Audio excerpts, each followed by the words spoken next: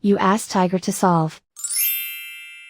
This deals with linear equations with one unknown. The final result is m equals -2. Let's solve it step by step. Isolate the y.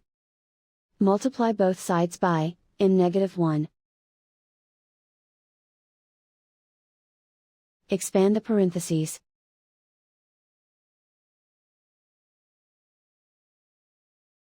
Simplify the arithmetic. Break up the fraction. Group like terms. Convert the integer into a fraction.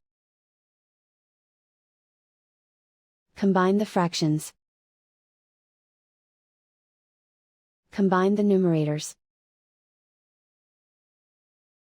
Multiply by 0. Group all constants on the right side of the equation. Subtract 8/3 from both sides. Combine the fractions. Combine the numerators.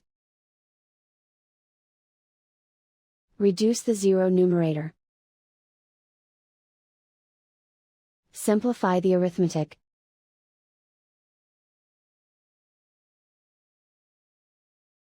Isolate the y. Multiply both sides by inverse fraction 3/4. Group like terms. Multiply the coefficients. Simplify the fraction. Multiply the fractions.